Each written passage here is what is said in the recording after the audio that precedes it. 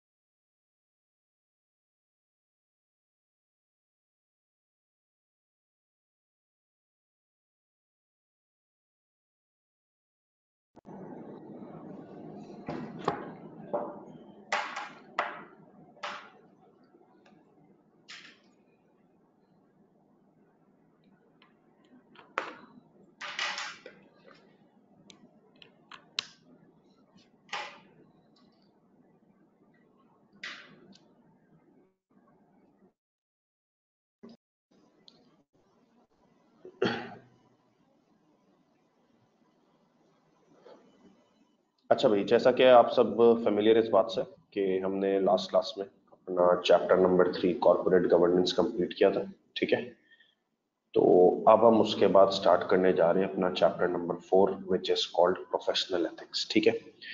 अच्छा, अब कुछ चीजें मैंने आपको डॉक्यूमेंट करवा दी हैं प्रोफेशनल एथिक्स में। पहले मैं आपके साथ वो डिस्कस कर लूं, फिर मैं चीजों को जरा आगे लेके चलता हूँ, ठीक है। प्रोफेशनल एथिक्स का चैप्टर हम स्टार्ट कर रहे हैं, सही है। देखो, ये जो टर्म है ना एथिक्स की, एथिक्स कहते हैं मॉरल वैल्यूज को। एथिक्स किसको कहते हैं भाई? मॉरल वैल्यूज को, ठीक है। दुनिया में एथिक्स या आप मॉरल वैल्यूज कह लें, ये दो किस्म की होती हैं, ठीक है।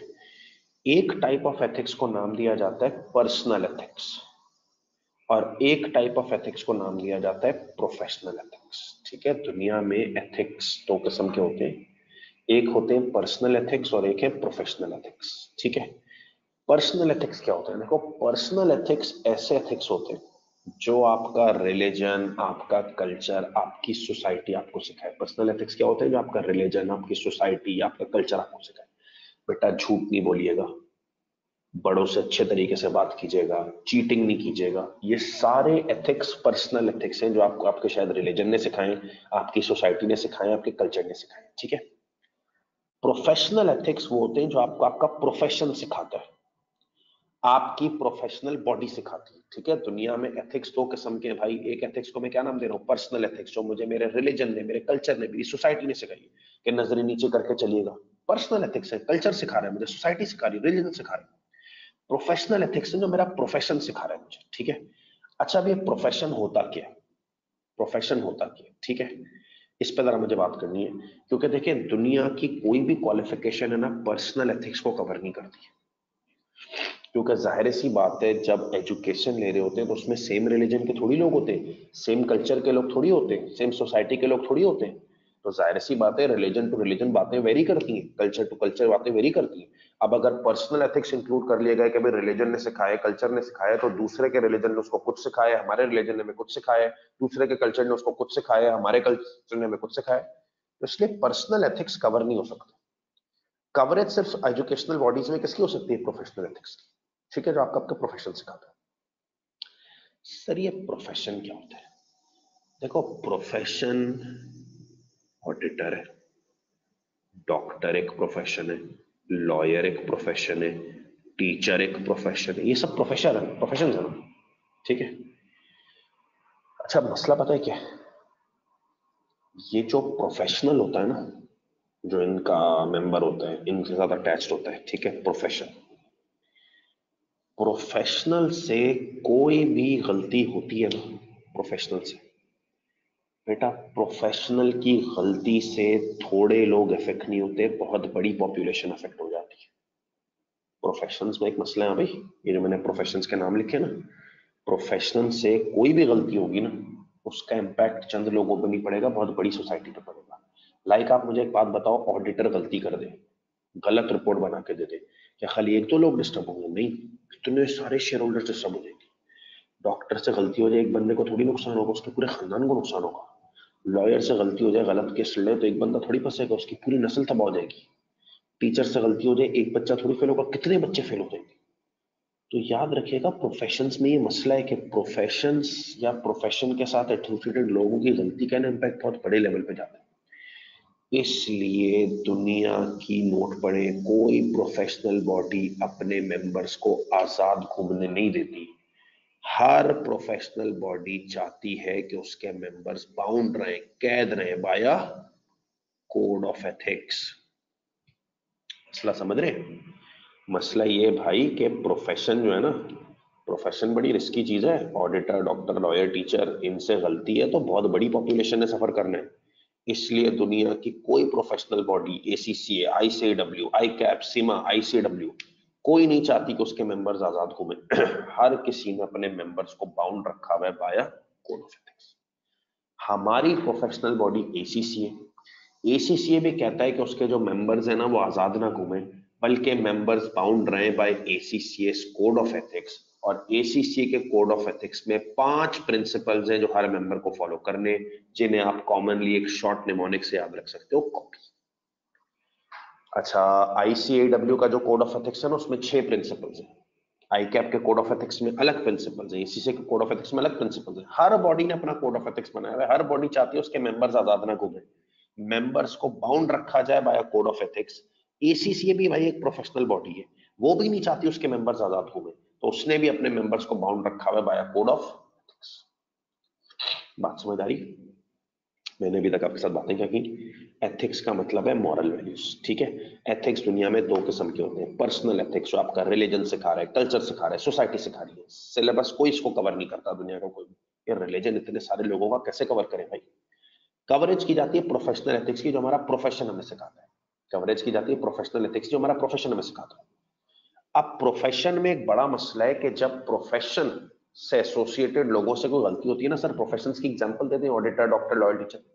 बेटा ऑडिटर से गलती हुई, बहुत शेयर होल्डर्स को नुकसान होगा, टीचर से गलती होगी, बहुत बच्चों को नुकसान होगा। इस मसले की वजह से कि प्रोफेशनल की गलती का इंपैक्ट बड़े लेवल पे पड़ता है, कोई प्रोफेशनल बॉडी अपने मेंबर्स को आजाद अलाउ नहीं करती कि वे आजाद हो। हर बॉडी अपने मेंबर्स को कैद रखना चाहती है, बाउंड रखना चाहिए बाय कोड ऑफ एथिक्स। हमारी प्रोफेशनल बॉडी एसीसीए, एसीसीए भी कहता है कि जब हमारे मेंबर बन जाओ ना, आजाद मत घूमना, हर मेंबर बाउंड होगा by our code of ethics. और एसीसीए के कोड ऑफ एथिक्स में 5 प्रिंसिपल्स। जैसे मैं एसीसीए मेंबर हूं ना, तो एसीसीए मुझे अलाउ नहीं करता कि मैं आजाद घूमूं। I am bound by ACCA code of ethics. कोई और मेंबर है ना, वो आजाद नहीं घूम सकता, he is bound by ACCA code of ethics. और एसीसीए के कोड ऑफ एथिक्स में 5 प्रिंसिपल्स हैं, व्हिच इज कॉल्ड कॉपी। यहां C stands for confidentiality, O stands for objectivity, P stands for professional competence, due care, other P stands for professional behavior, I stands for integrity। देखो ACCA के code of ethics के ये 5 principles copy हैं क्या? ACCA ने अपने members को आजाद नहीं छोड़ा हुआ, एसीसीए ने अपने मेंबर्स को बाउंड किया हुआ bye code of ethics. ACCA के कोड ऑफ एथिक्स में 5 प्रिंसिपल्स हैं कॉपी। हर मेंबर को ये फॉलो करना ही करना है कोड ऑफ एथिक्स, वरना एसीसीए एक्शन लेगा। Code of ethics her member को फॉलो करने, वरना एसीसीए एक्शन लेगा।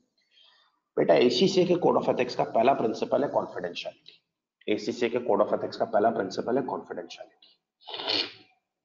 कॉन्फिडेंशियलिटी का प्रिंसिपल क्या है? एसीसीए के कोड का पहला प्रिंसिपल है कॉन्फिडेंशियलिटी। कॉन्फिडेंशियलिटी क्या कहती है?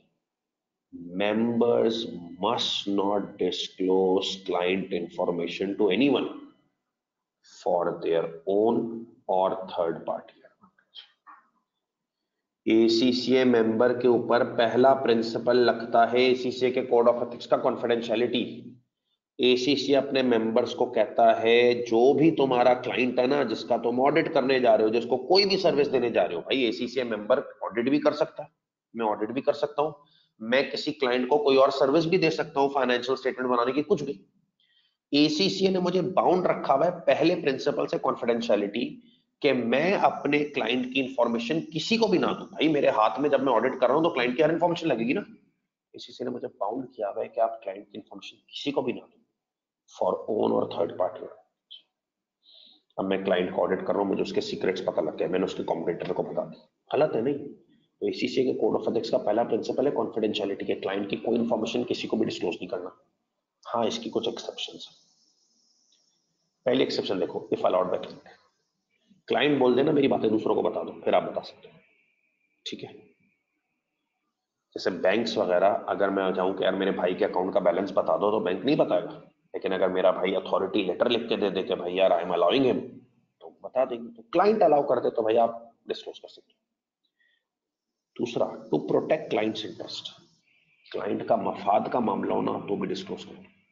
जैसे मिसाल के तौर पे आपको एक फॉरेन कंट्री से किसी कस्टमर की कॉल आई कि यार मुझे आपके क्लाइंट के $1000 देने, लेकिन मुझे आपके क्लाइंट की इंफॉर्मेशन मिली कि फॉरेन कंट्री से आपको एक कॉल आई कि यार मुझे आपके क्लाइंट के $1000 देने, लेकिन मुझे आपके क्लाइंट से रब्ता नहीं हो रहा, प्लीज जरा उनको कॉन्टैक्ट नंबर दे दे या उनकी बैंक अकाउंट डिटेल्स दे दे, तो मैं $1000 ट्रांसफर कर दूंगा। आपने कहा नहीं भाई, मैं तो कॉन्फिडेंशियलिटी गाइडलाइन से बाउंड हूं, मैं अपने क्लाइंट की बातें नहीं बता रहा। तो बेटा वो $1000 आएंगे नहीं उसके पास। यहाँ क्लाइंट के इंटरेस्ट अटैच थे, आपको डिस्क्लोज कर देनी चाहिए थी, ठीक है। तीसरा exception, if client is involve in serious offences like terrorism and money laundering, अगर आपका क्लाइंट खतरनाक ऑफेंसेस में इन्वॉल्व है, टेररिज्म, मनी लॉन्ड्रिंग, फिर आप उसकी इंफॉर्मेशन डिस्क्लोज करो बाहर रेगुलेटरी बॉडीज को, लॉ इन्फोर्समेंट एजेंसीज को, या आपकी पब्लिक ड्यूटी टू डिस्क्लोज हो।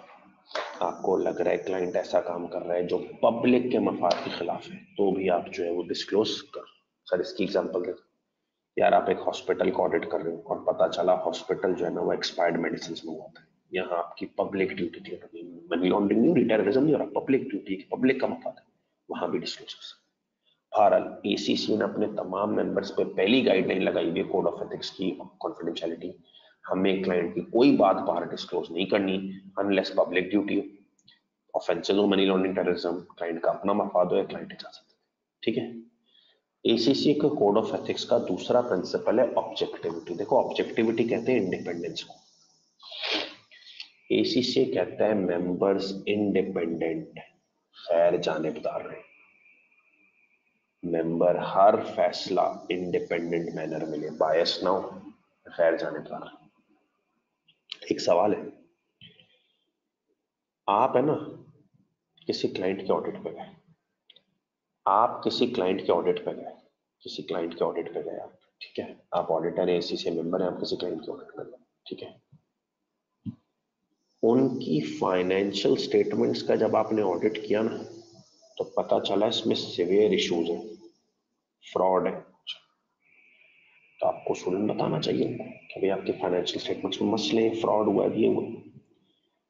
लेकिन पता चला कंपनी का जो फाइनेंस मैनेजर है ना वो आपका कोई रिश्तेदार है, कोई आपका दोस्त है। क्या करेंगे, बॉसेस को बता देंगे कि यार आपकी कंपनी के फाइनेंसेस में मसला है, फाइनेंस मैनेजर की नौकरी वोकरी साइड पे, हम क्या करें, या दोस्ती के रिश्तेदारी के प्रेशर में आ जाएंगे। तो 90% लोगों का जवाब पता है क्या होगा, प्रेशर में आ जाएंगे, इंडिपेंडेंस इंपेयर हो गई, खैर जानिबदारी इंपेयर हो गई। मेंबर को दूसरी रिक्वायरमेंट है हमेशा इंडिपेंडेंट रहना है, ठीक है। अभी आप देखें एफपीआर के, हमारे यहाँ फेडरल बोर्ड ऑफ रेवेन्यू के नए चेयरमैन बने, उनका ताल्लुक जिस भी फर्म के साथ था, वो फर्म के पास बहुत सारी कंपनीज है, उनका टैक्स वर्क, उनका ऑडिट वर्क होता है, ठीक है ना, वो फर्म्स हैवी पैसे, वो क्लाइंट्स जो है वो हैवी पैसे देते हैं उनकी फर्म को, तो जाहिर सी बात है बहुत से जो कॉम्पिटिटर्स थे या दूसरे लोग थे ना, चार्टर्ड अकाउंटेंट्स, उन्होंने एतराज किया, बोला यार ये बंदा जो है क्लाइंट से इतने पैसे लेता है टैक्स वर्क करने के, ऑडिट वर्क करने के, और अब ये चेयरमैन बन गया, तो ये कैसे उनका इंडिपेंडेंटली कर सकेगा काम, क्योंकि ये तो उनसे पैसे लेता है। मसला है ना, ऐसा नहीं है कि वो गैर जानिबदारी से काम नहीं कर सकता भाई, there are men of honour in this world, ऐसे लोग हैं। मतलब मैंने ऐसे ऑडिटर को देखा है, उसका एक बड़ा करीबी रिलेटिव एक कंपनी के फाइनेंस में था, उसने ऑडिट किया ना तो पता चला फाइनेंस में बहुत फ्रॉड हो रहा है। वो चाहता तो कह सकता था यार मेरा रिश्तेदारी खराब होगी, छोड़ो मैं ना बताऊं, उसने फिर भी कंपनी की सीनियर मैनेजमेंट को बताया कि this person is involve in fraud. यही इंडिपेंडेंस है, यही गैर जानिबदारी है। इसी से चाहता है कि हमारे तमाम मेंबर्स गैर जानिबदार, ऑब्जेक्टिव है। तीसरा एसीसी ने हमें गाइडलाइन दी है, एथिकल कोड से बाउंड रखा है, professional competence and due care. ACC चाहता है उसके मेंबर्स एक तो प्रोफेशनली क्वालिफाइड हो और तमाम स्टैंडर्ड्स के साथ अप टू डेट हो, मींस प्रोफेशनली कॉम्पिटेंट हो। अभी आप देखें ना कितने लोगों ने आज से 10-15 साल पहले सीए किया, एसीसी किया, उस वक्त थोड़ी आईएफआरएस थे, तो आज आपको लगता है कि वो एसीसी सीए क्वालिफाइड है लेकिन फिर भी उनको आईएफआरएस की नॉलेज है, नहीं होगी। कैसे वो अपने आप को अप टू डेट रखें बेटा, इसके लिए सीपीडी प्रोग्राम्स होते हैं, बॉडीज करवाती हैं continuous professional development, continuous professional development programmes करवाती हैं। लोगों से कहा जाता है, पुराने मेंबर से कहा जाता है आप उनको अटेंड करें ताकि आप नए स्टैंडर्ड से अप टू डेट हो। अब आज आप जो चीजें पढ़ रहे हैं क्या पता 5 साल बाद वो चीजें ना हो, कोई नई चीजें आ गई हो, कैसे अप टू डेट रहेंगे। तो बेटा ऐसे सेमिनार्स होते हैं, वहां आपको अटेंड करना होता है अपने आप को अपडेट करने के लिए। तो एसीसी तीसरी गाइडलाइन ये देता है हर मेंबर प्रोफेशनली कॉम्पिटेंट हो, यार कॉम्पिटेंस हो उसमें, तमाम स्टैंडर्ड से अपडेट हो, प्रोफेशनली क्वालिफाइड हो और हर काम एक्सट्रीम केयर के साथ करे। ऐसा ना हो कैजुअली ले रहा है, ये होता है वुमन ऑडिट फर्म्स में, बड़े क्लाइंट के पास जा रहे हैं, बड़े फिट फैट शूटिंग में जबरदस्त तरीके से बड़े अलर्ट होकर काम कर रहे हैं, छोटा मोटा क्लाइंट कहते हैं यार छोड़ो हल्का काम करो। गलत है ये। एसीसी की गाइडलाइन कहती है कॉम्पिटेंट रहो और हर काम एहतियात से करो, छोटा बड़ा काम कोई नहीं होता, एक्सट्रीम केयर के साथ काम करो। ठीक है।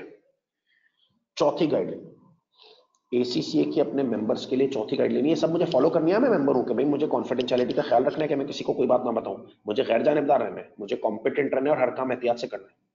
चौथी मेरे ऊपर एथिकल गाइडलाइन है प्रोफेशनल बिहेवियर।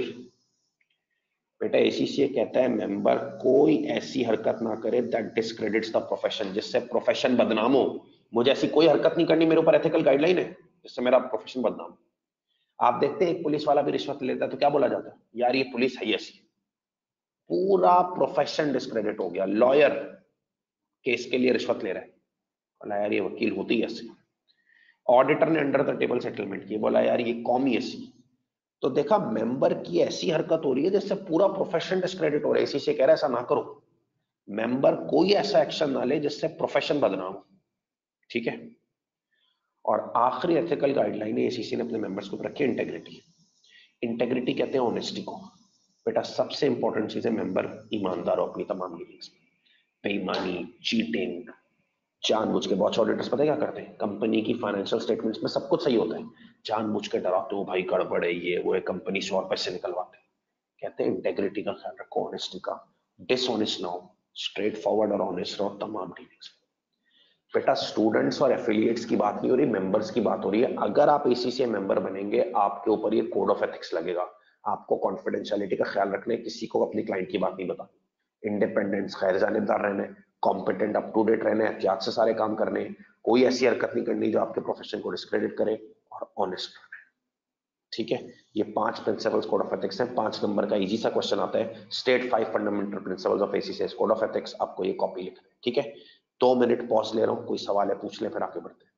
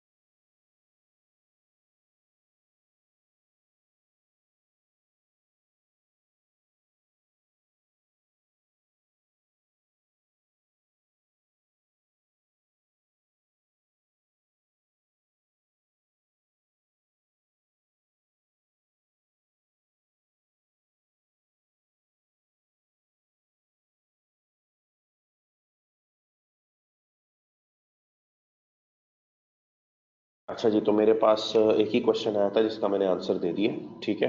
मैंने आपको अभी जो बातें की मैं उसको रिपीट कर दूं। सही है। मैंने आपके साथ पहली बात ये की है कि दुनिया में 2 किस्म के एथिक्स होते हैं, पर्सनल और प्रोफेशनल। ठीक है। पर्सनल एथिक्स वो एथिक्स होते हैं जो हमारा रिलीजन सिखाता है, कल्चर सिखाता है और सोसाइटी सिखाती है। जबकि प्रोफेशनल एथिक्स वो होते हैं जो आपका प्रोफेशन सिखाता है। पर्सनल एथिक्स कोई सिलेबस कवर नहीं करता, प्रोफेशनल एथिक्स कवर्ड है कि जो आपका प्रोफेशन सिखाए, ठीक है। Professions are dangerous things, lawyers, auditors, because whatever they do उसका इम्पैक्ट बहुत मैक्रो लेवल पे आता है, बड़े लेवल पे आता है। दुनिया की कोई प्रोफेशनल बॉडी अपने मेंबर्स को आजाद नहीं छोड़ती, हर प्रोफेशनल बॉडी अपने मेंबर्स को बाउंड रखती है कोड ऑफ एथिक्स से। एसीसीए भी एक प्रोफेशनल बॉडी है, इसलिए एसीसीए भी अपने मेंबर्स को आजाद नहीं छोड़ती, एसीसीए ने अपने मेंबर्स को बाउंड रखा हुआ है through a code of ethics, ठीक है। तो एसीसीए ने अपने मेंबर्स को जिस कोड ऑफ एथिक्स के थ्रू बाउंड रखा हुआ है उसमें 5 प्रिंसिपल्स है, कॉपी। हर एसीसीए मेंबर को उस कोड ऑफ एथिक्स को फॉलो करना है। कॉन्फिडेंशियलिटी, कोई क्लाइंट की बात बाहर नहीं बतानी अनलेस क्लाइंट का इंटरेस्ट हो, पब्लिक ड्यूटी हो, टेररिज्म, मनी लॉन्ड्रिंग हो या क्लाइंट ना करें। ऑब्जेक्टिविटी, गैर जानबदार रहने, हर काम कॉम्पिटेंस के साथ करना है, एहतियात के साथ करना है, केयर के साथ, और अप टू डेट रहना है, क्वालिफाइड रहना है, ठीक है। कोई ऐसी हरकत नहीं करनी जो क्वालिफिकेशन रिस्ट्रिक्ट करे, प्रोफेशनल बिहेवियर और ऑनेस्ट रहना है, ठीक है। जैसे ही आप मेंबर बनेंगे आपके ऊपर एक कोड ऑफ एथिक्स लागू हो जाएगा, ठीक है। आगे बढ़ते हैं, अब जरा कुछ चीजें लिख लें फिर आगे बढ़ते हैं।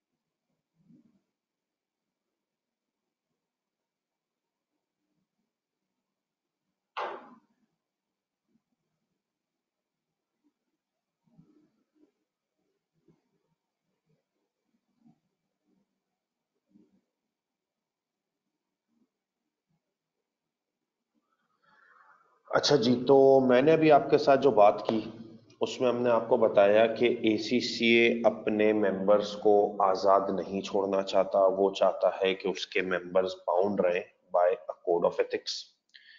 और एसीसीए के कोड ऑफ एथिक्स में 5 फंडामेंटल प्रिंसिपल्स हैं। कॉपी, कॉन्फिडेंशियलिटी, जिसका प्रिंसिपल ये कहता है मेंबर कोई अपनी क्लाइंट की इंफॉर्मेशन ना दे किसी को, ठीक है। फिर उसके बाद आपने जो है वो एक्सेप्शन उसकी पढ़ ली। ऑब्जेक्टिविटी, इंडिपेंडेंस के भाई आपके ऊपर एसीसीए का कोड अप्लाई होता है कि आप गैर जानिबदार रहे, सही है। फिर उसके बाद आप अप टू डेट रहें, क्वालिफाइड हो, कॉम्पिटेंट हो और हर काम एहतियात से करें। तीसरा कोड अप्लाई होता है professional competence due care, professional behaviour का कोड अप्लाई होता है, ठीक है। और उसके अलावा जो है कि मतलब कोई ऐसी हरकत ना करें जो प्रोफेशन को डिस्क्रेडिट करे। और फाइनली आपके ऊपर 5वां कोड अप्लाई होता है इंटेग्रिटी के, आपने ऑनेस्ट रहना है, ठीक है। अच्छा, वैसे तो ये 5 प्रिंसिपल्स हैं कोड ऑफ एथिक्स के, लेकिन अगर आपसे कोई सवाल करे ना कि इसमें मोस्ट इंपॉर्टेंट प्रिंसिपल कौन सा है, तो बेटा मोस्ट इंपॉर्टेंट प्रिंसिपल है इंडिपेंडेंस। कि आपको इंडिपेंडेंट रहना है। इंडिपेंडेंट मींस गैर जानिबदार रहना है, ठीक है ना। एसीसीए का जो फंडामेंटल प्रिंसिपल है, उस फंडामेंटल प्रिंसिपल में सबसे, वैसे तो 5 प्रिंसिपल्स है कोड है, एसीसीए के कोड में 5 प्रिंसिपल्स है। Objectivity, confidentiality, professional competence and due care, professional behaviour, integrity, 5 principles है। लेकिन अगर कोई आपसे सवाल करे ना कि वो मोस्ट इंपॉर्टेंट प्रिंसिपल कौन सा है, तो बेटा मोस्ट इंपॉर्टेंट प्रिंसिपल है इंडिपेंडेंस, सही है। कि मेंबर को गैर जानिबदार रहना है, मेंबर को गैर जानिबदार, सही है। अब देखो, सबसे इंपॉर्टेंट प्रिंसिपल है इंडिपेंडेंस, मेंबर को गैर जानिबदार रहना है। लेकिन मसला ये है, ऑडिट के दौरान ऐसे कई इवेंट्स क्रिएट होते हैं which create a threat to independence, जो इंडिपेंडेंस को खतरे में लाते हैं। मैं ये नहीं कह रहा हूं बंदे की गैर जानिबदारी चली जाती है, बेटा ऐसे कई इवेंट्स आते हैं, तुम ऑडिट करने जाओगे ना, ऐसे कई इवेंट्स आएंगे जो हमारी गैर जानिबदारी के लिए खतरा बनेंगे। सर ऐसे क्या खतरात हो सकते हैं जिनसे इंडिपेंडेंस खतरे में आ जाए? बेटा in total there are 5 threats to independence. 5 ऐसी चीजें हैं जो इंडिपेंडेंस को खतरे में लाती, ठीक है। पहले थ्रेड को दिया जाता है self interest thread. Self interest कहते हैं जाती मफाद, ठीक है। दूसरा है सेल्फ रिव्यू थ्रेड, ठीक है। तीसरा है फेमिलियरिटी थ्रेड, चौथा है इंटिमिडेशन थ्रेड और 5वां है एडवोकेसी थ्रेड, सही है। ये थ्रेड्स हैं क्या, इनसे गैर जानिबदारी खतरे में आती है, सही है। तो आप जरा इन थ्रेड्स को अच्छी तरीके से सुनिएगा कि ये बेसिकली क्या है, ठीक है। एक सेकंड।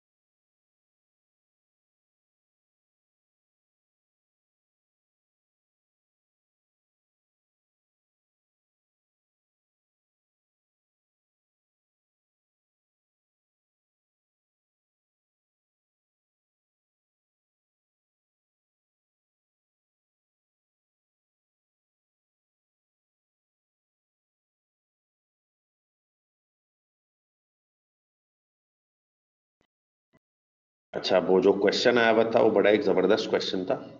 मिक्सअप अवॉइड कीजिएगा भाई, वो जो मिक्सअप नहीं करना।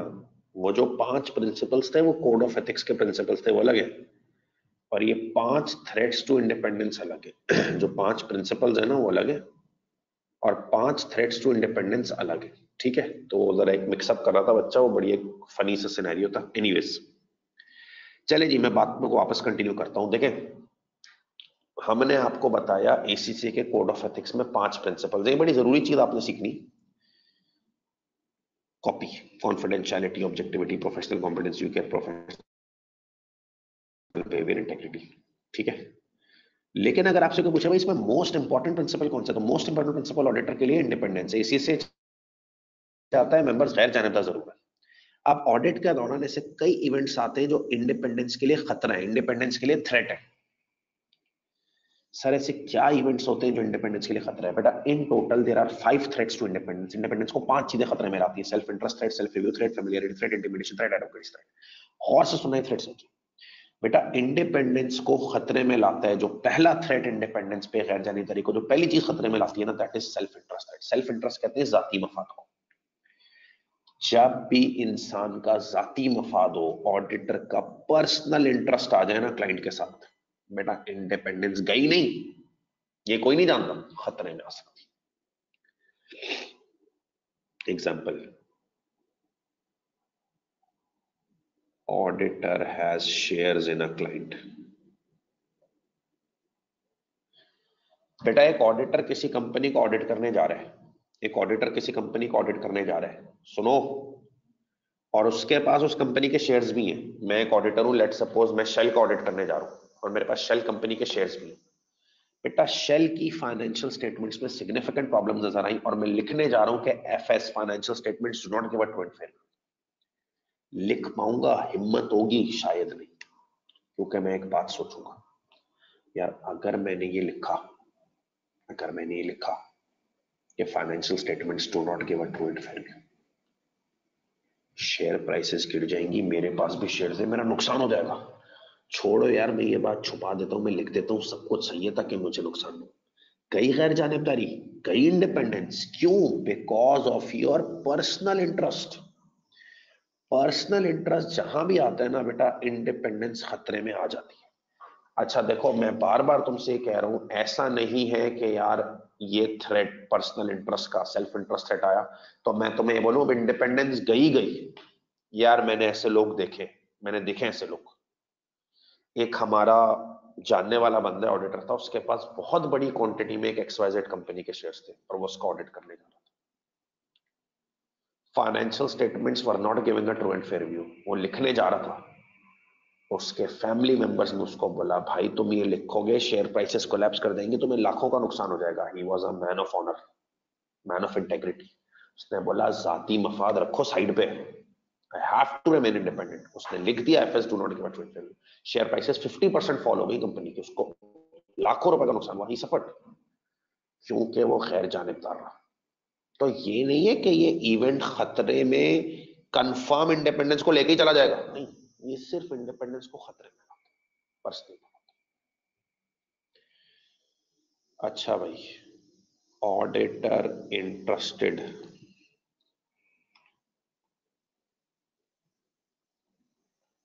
इन जॉब ओपनिंग। बेटा क्लाइंट के पास कोई पोजीशन खाली है, मैं let suppose standard chartered bank को ऑडिट करने जा रहा हूँ, मैं स्टैंडर्ड चार्टर्ड को ऑडिट करने जा रहा हूँ, मैं ऑडिटर हूँ, और वहां है ना कोई बड़ी जबरदस्त ओपनिंग आई हुई है जिसपे लाखों रुपए सैलरी है, कार है, मेडिकल बेनिफिट्स है। बेटा मेरा उस जॉब में इंटरेस्ट पैदा हो गया कि मैं ऑडिटर ना बनूं, मैं वो जॉब पकड़ लूं, अच्छी सैलरी मिलेगी, मुझे गाड़ी मिलेगी, मेडिकल बेनिफिट्स मिलेगी। बताइए अगर मेरा क्लाइंट के पास जॉब करने में इंटरेस्ट हो जाए, क्या मैं उस क्लाइंट के खिलाफ जाऊंगा? Financial statements are not giving a true and fair view, मैं वो लिखूंगा नहीं, मैं कहूंगा यार अगर ये लिख दिया ना ये नाराज हो जाएगा, मुझे जॉब पे नहीं रखेगा, ताल्लुकात को। शायद मैं लिख दूं FS gives a true and fair. किस चीज ने मेरी गैर जानेदारी को मारा? मेरे पर्सनल मफाद में, जाती मफाद में, सेल्फ इंटरेस्ट। ठीक है, अब ये लिखो ना, बहुत सारी एग्जांपल्स हैं, बाद में लिख लेना।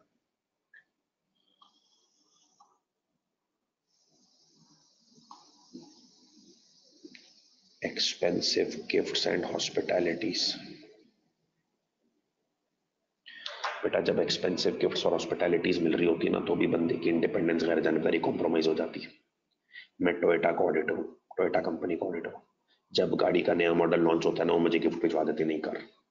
अब एक बार ऐसा आया कि इनकी financial statements are not giving a true and fair, मैं लिखूंगा FS do not give a true and fair? No. मैं सोचूंगा इतने महंगे महंगे गिफ्ट्स आ रहे, इतने महंगे महंगे गिफ्ट्स आ रहे, ये चले जाएंगे, जाती मफाद, सेल्फ इंटरेस्ट, टोयोटा वाले गाड़ी देना बंद कर देंगे, छोड़ो जाने दो। मैं एमिरेट्स एयरलाइंस का ऑडिटर हूँ। एमिरेट्स एयरलाइंस हर साल मुझे जो है ना एक दो बिजनेस क्लास या फर्स्ट क्लास टिकट्स देती है। इत्तेफाक से एक बार ऐसा हुआ कि उनकी financial statements are not giving a trade, फिर लिख सकूंगा मैं सोचूंगा यार अगर मैंने ये लिखा ना एमिरेट्स वाले मेरे से नाराज हो जाएंगे और वो बिजनेस क्लास फर्स्ट क्लास की जो टिकट्स आती थी ना वो नहीं देंगी। क्या चीज ने मेरी गैर जानबदारी को मारा? एक्सपेंसिव गिफ्ट्स और हॉस्पिटैलिटीज ने। ये भी इंडिपेंडेंस को कॉम्प्रोमाइज करती है।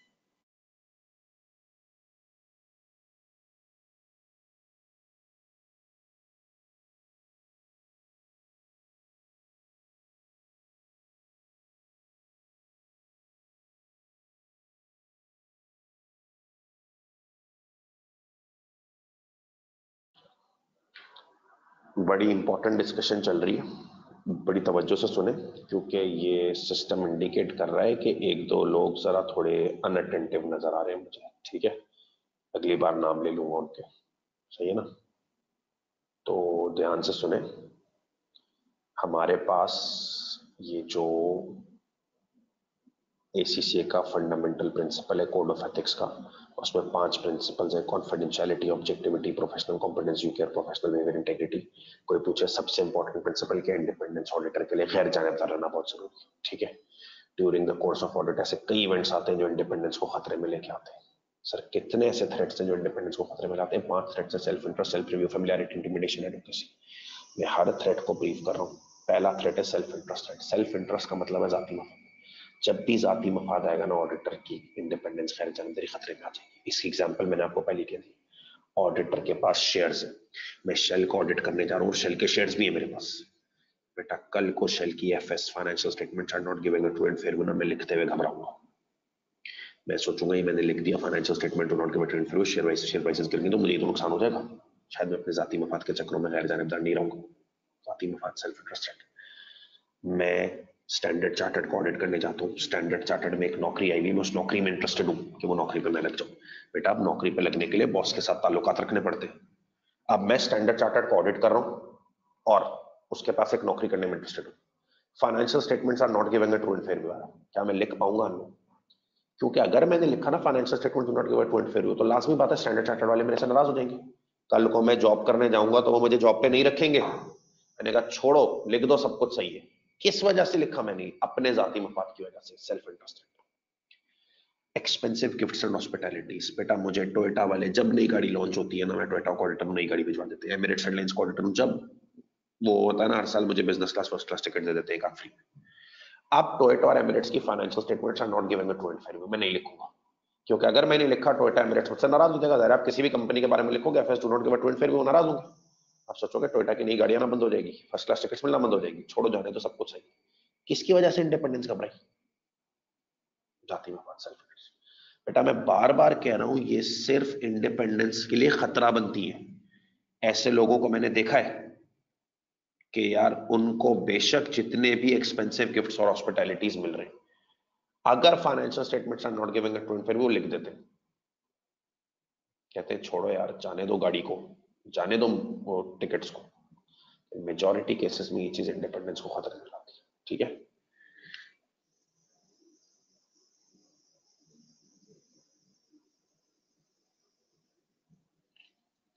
Loans eight reduce rate. मैं स्टैंडर्ड चार्टर्ड को ऑडिट कर रहा था। स्टैंडर्ड चार्टर्ड वालों ने मुझसे कहा सर हम आपको लोन दे देते हैं रिड्यूस रेट्स पे, नॉर्मल मार्केट रेट 10% चल रहा है, हम आपको 3% पे देते हैं। मैंने वहीं बैठ के प्लानिंग की यार, 10% के बजाय 3% रेट पे लोन मिल रहा है, अब मैं घर भी ले सकूंगा, अब मैं गाड़ी भी ले सकूंगा, कर्जा दे रहा है, रिड्यूस रेट पे लोन दे रहा है। बैंक आपको रिड्यूस रेट पे लोन दे रहा है या दे दिया। अब आपने ऑडिट किया ना तो पता चला बैंक की financial statements are not giving a true and fair view, लिखोगे? शायद नहीं। आप सोचोगे अगर आपने लिख दिया financial statements are not giving a true and fair view, bank नाराज हो जाएगा और लोन वापस ना ले ले, मेरे सारे ख्वाब न टूट जाए। शायद इस चक्कर में आप लिख दोगे कि सब कुछ सही। किस चीज ने आपकी इंडिपेंडेंस को खतरे में किया? जाती मफाद, सेल्फ इंटरेस्ट। ठीक है सर, और एग्जांपल्स दे इसकी।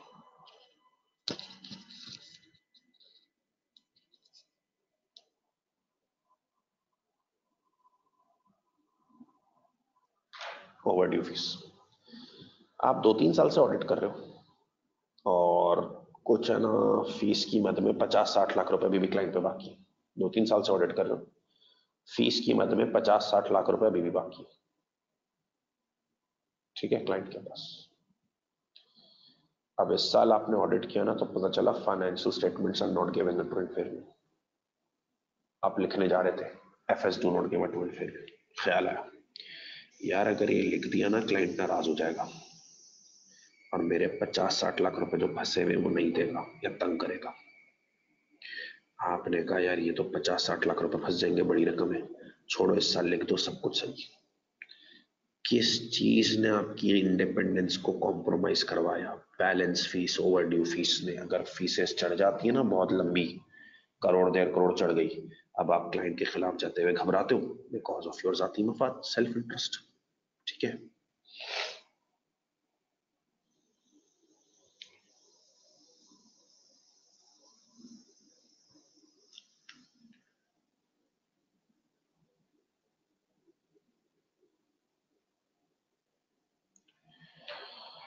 अच्छा, आप ऑडिट कर रहे थे, क्लाइंट ने आपको बताया यार मुझे इस साल एग्रीड अपॉन प्रोसीजर भी कराना है, कंपाइलेशन एंगेजमेंट भी करवाना है, एग्रीड अपॉन प्रोसीजर भी करवाना है, कंपाइलेशन एंगेजमेंट भी करवाना है, जिसकी 30 लाख रुपए फीस है। आपको लालच चाहिए यार ये एग्रीड अपॉन प्रोसीजर और कंपाइलेशन एंगेजमेंट जो ये करवा रहा है ये मैं ही ना कर दूं। आपने क्लाइंट से बात की कि ये मैं कर देता हूं, क्लाइंट ने कहा ठीक है यार हमसे करवा लेते हैं। ऑडिट जब आप मुकम्मल कर रहे थे ना, तो पता चला financial statements not given true and fair में। आप लिखने जा रहे थे कि do not given true and fair, ख्याल आया यार अगर मैंने ये लिखा तो क्लाइंट नाराज हो जाएगा, अगर मैंने लिखा तो क्लाइंट नाराज हो जाएगा, और वो जो मुझे ल्यूक्रेटिव वर्क दे रहा था 30 लाख रुपए का agreed upon procedure compilation agreement, वो नहीं देगा। इस चीज ने आपको रोका कि आप इस बार लिख दो financial statements given to it. किस चीज ने आपके इंडिपेंडेंस को कॉम्प्रोमाइज करवाया? आपके जाती मफाद ने। आप क्लाइंट के पास अदर वर्क में इंटरेस्टेड थे, इस चीज ने आपकी गैर जानिबदारी को क्या करवाया? कॉम्प्रोमाइज करवाया। तो बेटा ये सारे थ्रेट्स हैं क्या? जाती मफाद के थ्रेट्स। कोई भी ऐसा थ्रेट जो आपकी इंडिपेंडेंस को कॉम्प्रोमाइज कराए because of your personal interest, उससे इंडिपेंडेंस खतरे में आ जाती है। जहां आपका पर्सनल इंटरेस्ट वहां इंडिपेंडेंस खतरे में आ जाती है। ये चीज सेल्फ इंटरेस्ट है। आखिरी एग्जांपल लिख रहा हूं, फिर कॉपी करो।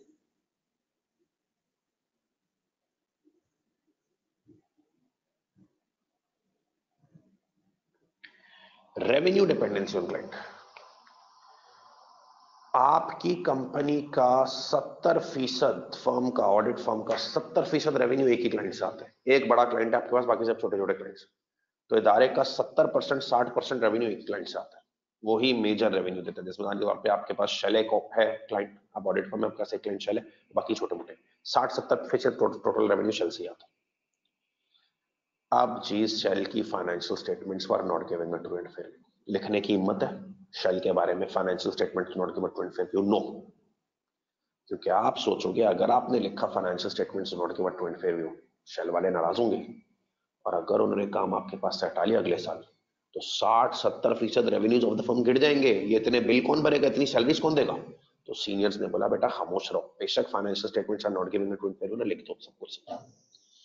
किस चीज ने आपकी गैर जानेदारी को कॉम्प्रोमाइज करवाया, इंडिपेंडेंस को कॉम्प्रोमाइज करवाया? Your personal interest of revenue dependency, कि क्लाइंट चलाना चाहिए। ये तमाम चीजें जाती मफाद की वजह से इंडिपेंडेंस को कॉम्प्रोमाइज करवा रही है। This is self. ठीक है, कॉपी करो, कोई सवाल है फिर आगे बढ़ते हैं।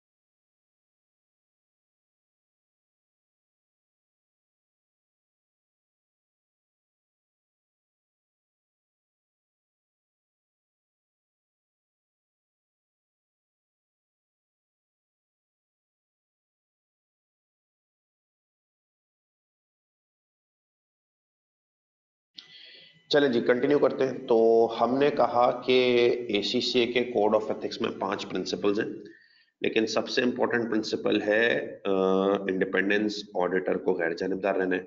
ऐसे कई इवेंट्स हैं जो गैर जानिबदारी को खतरे में लाते हैं, मतलब जिसकी वजह से एक नॉर्मल आदमी गैर जानिबदार नहीं रह पाता। शेयर्स ऑफ क्लाइंट के जाती मफाद है, क्लाइंट के खिलाफ कैसे जाए भाई, शेयर प्राइस गिर जाएगी तो हमें भी नुकसान होगा, जाती मफाद। उसके पास कोई जॉब ओपनिंग, उसमें इंटरेस्टेड है, कैसे क्लाइंट के खिलाफ जाए भाई, वो जॉब नहीं देगा। एक्सपेंसिव गिफ्ट हॉस्पिटैलिटीज आ रही है, कैसे जाए क्लाइंट के खिलाफ भाई, गिफ्ट हॉस्पिटैलिटीज रुक जाएंगी। सस्ते रेट पे लोन दिया हुआ है तो कैसे क्लाइंट के खिलाफ जाए, वो सस्ते रेट का लोन ले लेगा। ओवरड्यू फीस है तो भाई कैसे जाए क्लाइंट के खिलाफ, कहीं वो पैसा ना खा जाए। अदर सर्विसेज में इंटरेस्ट है, कैसे जाए क्लाइंट के खिलाफ भाई, वो दूसरा काम नहीं देगा, फर्म के पास पैसे नहीं आएंगे, फर्म को पैसे भी तो कमाने। रेवेन्यू डिपेंडेंसी क्लाइंट पे कैसे जाए क्लाइंट के खिलाफ, यार उसी के ऊपर तो डिपेंडेंट है। सात ही मफाद की वजह से इंसान का ईमान गड़बड़ा जाता है, सेल्फ इंटरेस्ट। ठीक है। दूसरा थ्रेट है इसका सेल्फ रिव्यू थ्रेट। दूसरा थ्रेट क्या है बेटा? Self review threat. What is self review threat? बेटा सेल्फ रिव्यू का मतलब है जाती रिव्यू। सेल्फ इंटरेस्ट ना जाती है, सेल्फ रिव्यू है जाती। When auditor is reviewing his own work, बेटा याद रखिएगा, जब भी आप अपने ही काम को चेक कर रहे होते हो ना, ईमानदार रहना बड़ा मुश्किल है भाई। कि तुम्हें किसी दिन कहा जाए कि यार चलो आज तुमने पेपर दिया ना अपना, अब ये पेपर चेक भी तुम ही करो। कितने लोग ईमानदारी से अपने आप को फेल करेंगे भाई? शायद कोई भी नहीं, क्योंकि you are reviewing your own work. और अपने काम में रिव्यू करने में बंदा ईमानदार फिर नहीं रहता। ठीक है, तो इसकी एग्जाम्पल्स।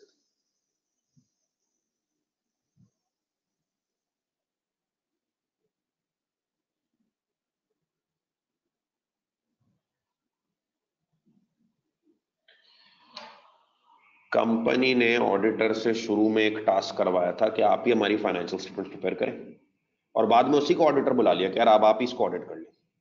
अब ये सब सवाल नहीं करना कि ये अलाउड है नहीं है, ये बाद में बताऊंगा मैं, ठीक है, अलाउड है कि नहीं।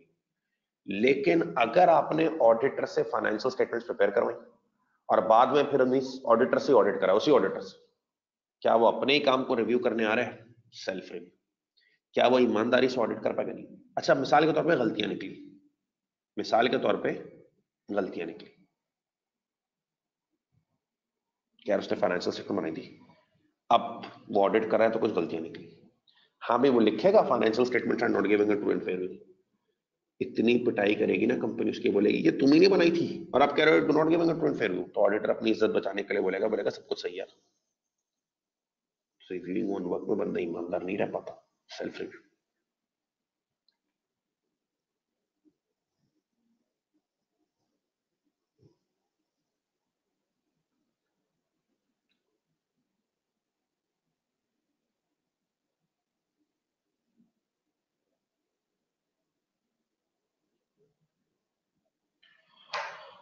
ऑडिटर को अपॉइंट किया कंपनी ने to value assets. Company auditor को किसी भी काम के लिए अपॉइंट कर सकती है ना, तो अपॉइंट क्या कह रहा, हमारी एसेट्स, गाड़ियां वाड़ियां, प्रॉपर्टी प्लांट प्रॉपर्टी की वैल्यू दे देना, वैल्यू कर देना, वैल्यूएशन कर देना। पैसे लिए ऑडिटर ने उनको वैल्यूएशन बता दी, वो वैल्यूएशन बैलेंस शीट में चली गई। बाद में वही ऑडिटर ऑडिट करने आया। अब बताओ, अगर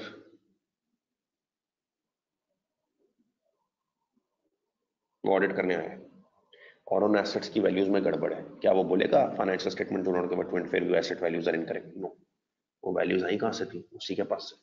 अगर उनमें गलतियां हैं भी, वो कभी भी ईमानदारी से सामने नहीं लाएगा, because whenever you are remain your own work, आप कभी भी ईमानदार नहीं होते। सही है।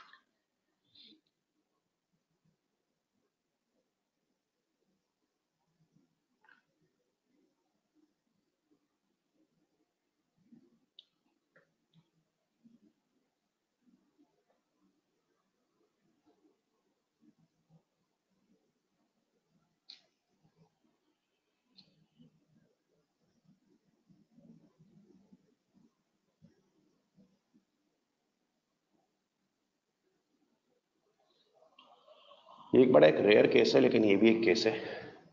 क्लाइंट है ना जो आपका, जो सामने कंपनी है आपकी, जो क्लाइंट है, उसके फाइनेंस मैनेजर ने कंपनी छोड़ दी।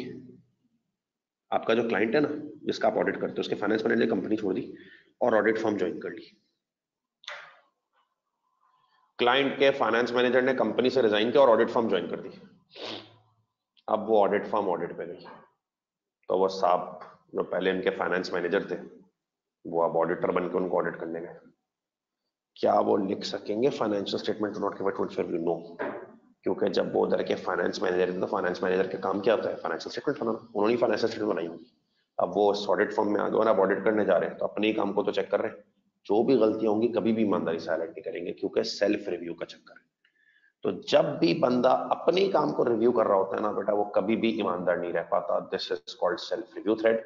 मैंने अगेन ऐसे लोग देखे हैं कि भाई ऑडिटर ने फाइनेंशियल स्टेटमेंट्स प्रिपेयर की, बाद में ऑडिट करने के उनमें गड़बड़े थी तो तरीके से कबूल कर लिया हमसे गलती हो गई थी, फाइनेंशियल स्टेटमेंट सही नहीं बनी। अपना नुकसान करवाया, अपनी इज्जत खराब की, बिकॉज देवर इंडिपेंडेंट। 90% केसेस में लोग इंडिपेंडेंट नहीं रहते। खुद ही फाइनेंशियल स्टेटमेंट बनाइए, खुद ही ऑडिट करने जा रहे हो, नहीं सच बोलोगे। एसेट्स की वैल्यू तुमने किया, अब उनको ऑडिट कर रहे हो, कभी सच नहीं बोलोगे। तुम क्लाइंट के फाइनेंस मैनेजर थे, वहां फाइनेंशियल स्टेटमेंट बनाई, अब ऑडिट फर्म ज्वाइन कर लिया और अब ऑडिट करने चले गए, तो अपनी बनाई हुई फाइनेंशियल स्टेटमेंट ऑडिट कर रहे हो, कभी सच नहीं बोलोगे। ठीक है, लिख लो जरा ये।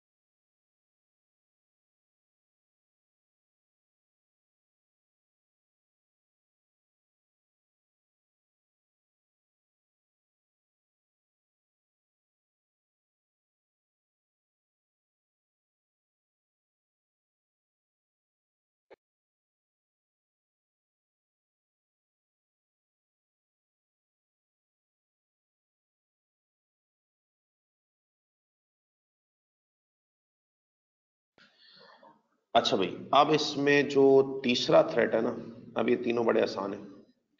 वो तीसरा थ्रेट है फेमिलियरिटी थ्रेट। बेटा सेल्फ इंटरेस्ट क्या है? जाती मफाद बंदे की ईमान को गड़बड़ाते हैं। खुद काम चेक कर रहा है अपना तो भी ईमान गड़बड़ाता है। फेमिलियरिटी थ्रेट, फेमिलियरिटी थ्रेट भी इंडिपेंडेंस गाड़ी जाने में तेरे को खतरे में लाता है। फेमिलियरिटी थ्रेट पता है क्या? When auditor is too familiar with the, auditor की बहुत ज्यादा जान पहचान है यार, आपकी किसी से बहुत ज्यादा जान पहचान है ना, आप उसके खिलाफ नहीं जा सकते।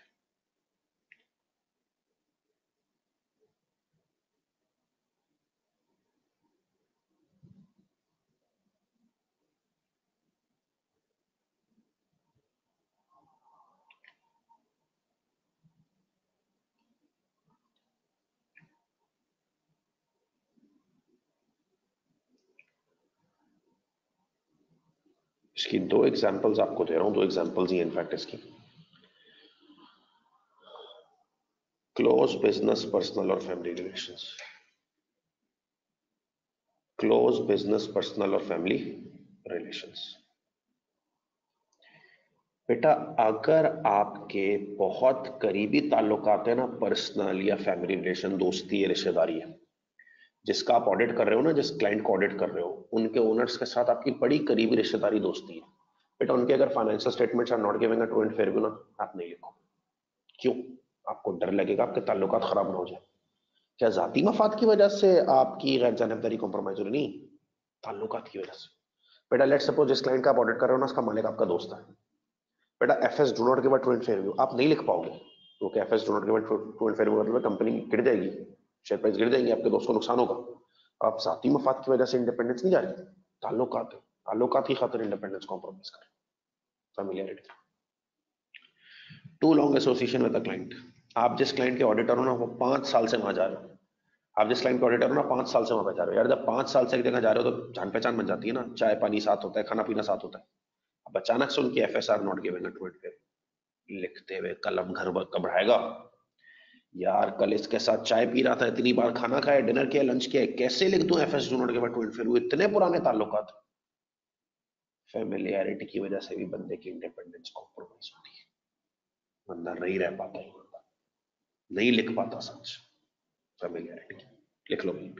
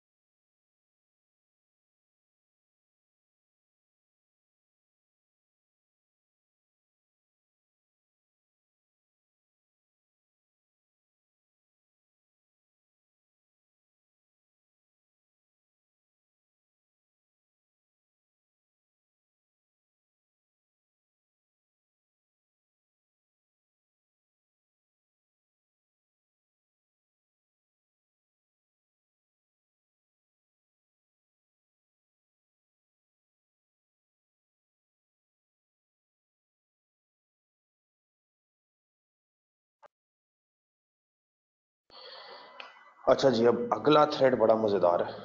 इससे भी बंदा इंडिपेंडेंट नहीं रह पाता, गैर जानिबदार नहीं रह पाता। This is called intimidation thread. ठीक है, अब बेटा ये सुनना, इंटिमिडेशन थ्रेट क्या है। इंटिमिडेट कहते हैं प्रेशराइज करने को। इंटिमिडेट करना किसे कहते हैं बेटा? प्रेशराइज करने को। अगर ऑडिटर को प्रेशराइज किया जाता है ना, तो भी वो अपनी ईमानदारी छोड़ देता है। सही है। अच्छा, अब ये प्रेशर्स कभी कभार डायरेक्ट भी होते हैं खतरनाक वाले, और कभी कभार हल्के फुल्के भी होते हैं। ठीक है, direct pressures,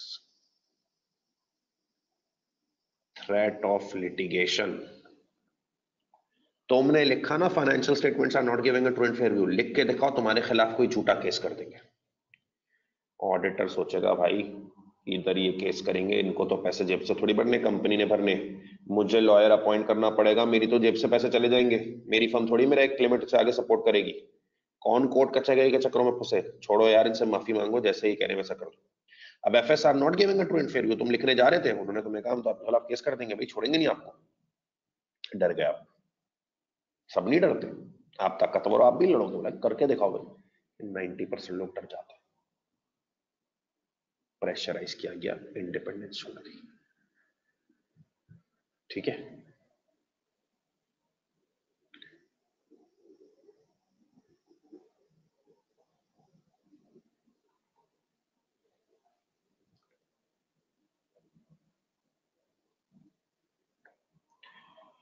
dominant person in senior position at the client. Client का आप ऑडिट कर रहे थे, financial statements for not giving a true and fair, आप लिखने जा रहे थे FS do not give a true and fair. Company आपको बोला बोला अच्छा चलो लिख के दिखाओ भाई, तुम्हें पता है हमारे बोर्ड में कौन बैठा हुआ है? फला मिनिस्टर है, फला पॉलिटिशियन है, लिखो फिर देखो तुम्हारे साथ क्या होता है। डर गया बंदा, बोला भाई कौन पंगा ले। अच्छा जी, सब कुछ सही है, FS gives a true and fair लिख दे दो। प्रेशराइज किया, जाति मफाद नहीं था, अपना काम नहीं चेक कर रहे थे, जान पहचान नहीं थी, प्रेशराइज किया गया, इंटिमिडेशन थ्रेट। ये भी आपकी ईमानदारी को कॉम्प्रोमाइज करवाते हैं। ठीक है, तो ये सब तो है ना डायरेक्ट प्रेशर है। कभी कभार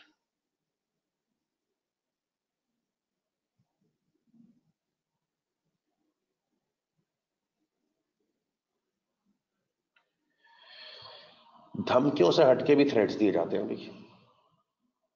यार FS are not giving a true and fair में लिखने जा रहा हूं। अच्छा जी, आप लिखते हैं financial statements are not giving a true and fair, लेकिन जी हम तो सोच रहे थे आपको 50-60 लाख का और कोई काम दे दें, लेकिन खैर है, नहीं चाहना चाहे आप लिख दें।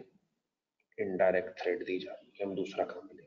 सर आपने तो ये भी थोड़ी देर पहले सेल्फ इंटरेस्ट में बोला था, कोई बात नहीं, थ्रेट उस कैटेगरी में भी हो सकता है, इस कैटेगरी में थ्रेट तो है ना, एक थ्रेट मल्टीपल कैटेगरी में हो सकता है। सेल्फ इंटरेस्ट में भी था, इंटिमिडेशन भी है।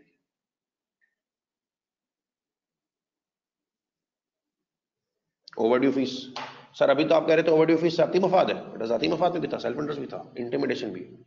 ओवरड्यू फीस के थ्रू लोगों को प्रेशराइज भी किया जाता है, भाई पैसे खा जाएंगे अगर तुमने हमारा काम गलत किया तो, या financial statements are not giving a true fair लिखो।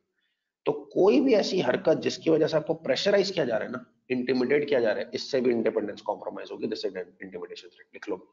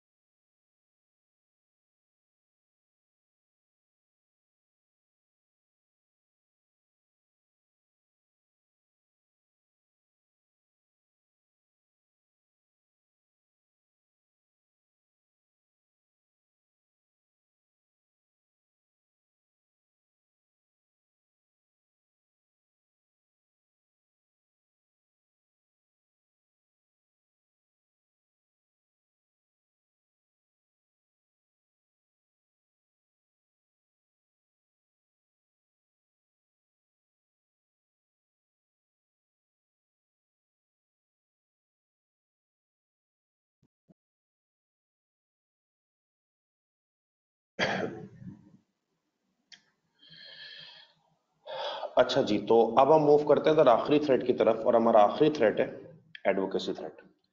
बेटा एडवोकेसी थ्रेट क्या है? When auditor is acting as an advocate of the client. बेटा अगर आप क्लाइंट की वकालत कर रहे हो ना, वकील बने हो, तो भी आप उसके खिलाफ जाते हुए घबराओ।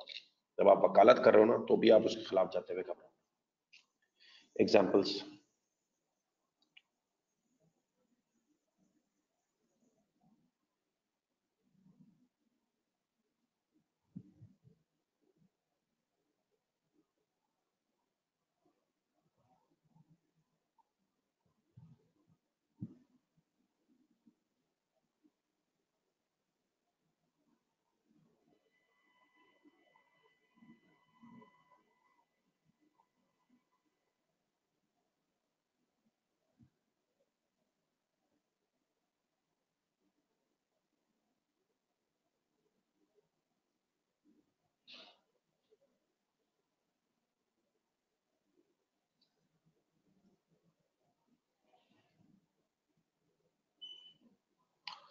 अच्छा जी, एडवोकेसी थ्रेट्स की एग्जांपल ले लें। Representing client in a legal dispute. आप ऑडिट फर्म तो बहुत सारे काम करती हैं। आप ऑडिट फर्म हो, क्लाइंट को ऑडिट कर रहे हो, साथ साथ है ना कोर्ट में उनके लिए केस भी लड़ रहे हो। लीगल सर्विसेज भी देती है ऑडिट फर्म। आप कोर्ट में केस भी लड़ रहे हो और उनके ऑडिटर भी हो। बेटा अब आप उनके खिलाफ जाते हुए घबराओगे। क्यों? अगर आप उनके खिलाफ गए तो दुनिया आपके बारे में बोलेगी कल तो भाई उनकी सपोर्ट में केस लड़ रहे थे, वकालत कर रहे थे, और आज उनके खिलाफ चले गए, ये ऑडिटर ही बेकार है। तो आपको अपनी इज्जत की खातिर उनके खिलाफ जाते हुए घबराना पड़ेगा। ठीक है? आप अगर लिखोगे ना financial statement do not give a true and fair view, तो पब्लिक ये सोचेगी यार ये कैसे लोग हैं, इनके बारे में लिख रहे हैं do not give a true and fair view, और इनके वकील भी बने हुए हैं, कुछ गड़बड़ है यार, इनकी इज्जत जाएगी। इसलिए आप बोलोगे चुपचाप सब कुछ सही है, लिख दो। कमेंटिंग पब्लिकली और क्लाइंट इवेंट। आप रोज रात को 8 से 9 टीवी पे बैठ जाते हो और क्लाइंट के बारे में बातें करना शुरू कर देते हो, उनकी तारीफें करना शुरू कर देते हो। यार जब आप क्लाइंट की तारीफ कर रहे हो ना टीवी पे आके पब्लिक के सामने, अब आप उसके खिलाफ नहीं जा सकोगे, क्योंकि अगर आपने लिखा आप FS do not give a true and fair view, तो पब्लिक क्या बोलेगी? कल रात को उनकी तारीफें कर रहा था, आज लिख लिया do not give a true and fair view. इन्हीं में मसला है। आप अपनी इज्जत के डर से क्लाइंट के खिलाफ नहीं जाओगे, लिख दोगे FS gives a true and fair. Meeting with investors on behalf of the client encouraging them to invest in the client। बेटा मैं क्लाइंट के बिहाफ पे इन्वेस्टर से मुलाकात करता हूँ और उनको मशवरा देता हूँ क्लाइंट में इन्वेस्ट करो। आप क्लाइंट की financial statements are not giving a true and fair, आप ये लिखते हुए घबराओगे, क्योंकि आप ये सोचोगे अगर आपने लिखा है FS do not give a true and fair, तो इन्वेस्टर्स क्या सोचेंगे? कल हमें कह रहा था इस क्लाइंट में इन्वेस्ट करो, और आज इनकी FS do not give a true and fair, ये हमें गलत एडवाइस दे रहा था, गलत जगह पैसा लगाने बोल रहा था, आपकी इज्जत पे बात आ जाएगी। तब आप उनको इनकरेज कर सकते हो इस कंपनी में इन्वेस्ट करो। तब बेशक इस कंपनी में गड़बड़ है, आपको मजबूरन बोलना पड़ेगा FS gives a true and fair. Advocacy threat भी यही है कि बंदा जब एडवोकेट वकालत करता है ना, वकालत का ये मतलब नहीं है कि हमेशा केस ही लड़ रहा है, उनकी तारीफें कर रही है, उनकी वकालत है, तो अब उसके खिलाफ जाते हैं, उसको डर लगता है। ठीक है? तो मैंने आपके साथ देखे अभी तक दो अहम एरियाज डिस्कस किए, सुन ले भाई। पहला मैंने आपके साथ अहम एरिया डिस्कस किया कोड ऑफ एथिक्स के 5 प्रिंसिपल्स, विच वॉज कॉपी। और फिर मैंने आपके साथ डिस्कस किए 5 थ्रेट्स टू इंडिपेंडेंस, बाद में कॉपी कर लीजिएगा, which was self interest, self review, advocacy, familiarity, intimidation. को एक रिकैप करके बात को खत्म करता हूं। प्रोफेशनल एथिक्स का चैप्टर स्टार्ट किया। दुनिया में दो किस्म के एथिक्स हैं, पर्सनल, प्रोफेशनल। पर्सनल एथिक्स जो रिलीजन कल्चर सिखाता है, कोई सिलेबस उसको कवर नहीं करता। प्रोफेशनल एथिक्स जो प्रोफेशनल बॉडी सिखाती है। प्रोफेशन में मसला है, प्रोफेशन में कोई भी मसला होता है ना, कोई भी प्रोफेशनल से गलती होती है, डॉक्टर से, लॉयर से, ऑडिटर से, तो उसका इंपैक्ट बड़े लेवल पे जाता है। इसलिए दुनिया की कोई प्रोफेशनल बॉडी अपने मेंबर्स को आजाद नहीं छोड़ती। हर प्रोफेशनल बॉडी चाहती है कि उसके मेंबर्स बाउंड रहे, कैद रहे बाय कोड ऑफ एथिक्स। हमारी प्रोफेशनल बॉडी एसीसी है, तो एसीसी चाहता है मेंबर्स आजाद ना घूमे, they should be bound by code of ethics. ACC का कोड ऑफ एथिक्स हम सबको फॉलो करना है। 5 प्रिंसिपल्स, एक कॉपी। कॉन्फिडेंशियलिटी, कोई बात क्लाइंट के अंदर की बात किसी को डिस्क्लोज ना करो अनलेस अलाउड बाय क्लाइंट हो। पब्लिक ड्यूटी टू डिस्क्लोज हो, मनी लॉन्ड्रिंग, टेररिज्म हो या क्लाइंट का फायदा। दूसरा ऑब्जेक्टिविटी, इंडिपेंडेंस, गैर जानिबदार रहना है। तीसरा professional competence, due care, competent, up to date with all standards, और हर काम एहतियात से करना है। प्रोफेशनल बिहेवियर, कोई ऐसी हरकत नहीं करनी जो प्रोफेशन को डिस्क्रेडिट करे।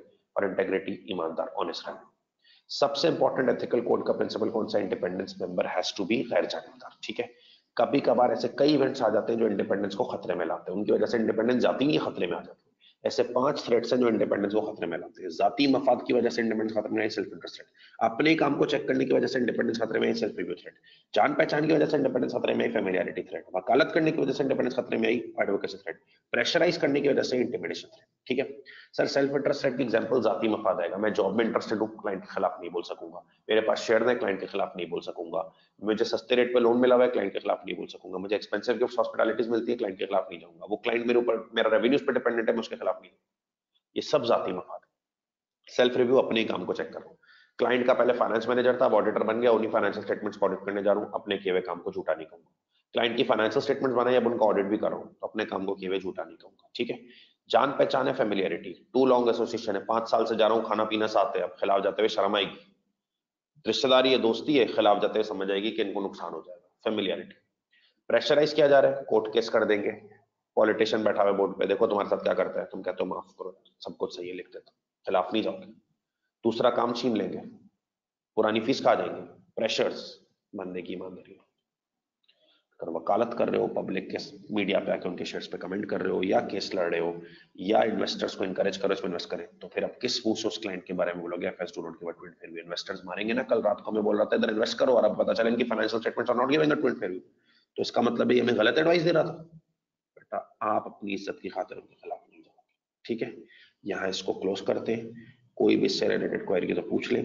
कल फिर बड़ी इंपॉर्टेंट हम नेक्स्ट क्लास लेंगे आपके साथ, जिसमें इसके राइटिंग स्किल सीखेंगे। तब तक के लिए थैंक यू।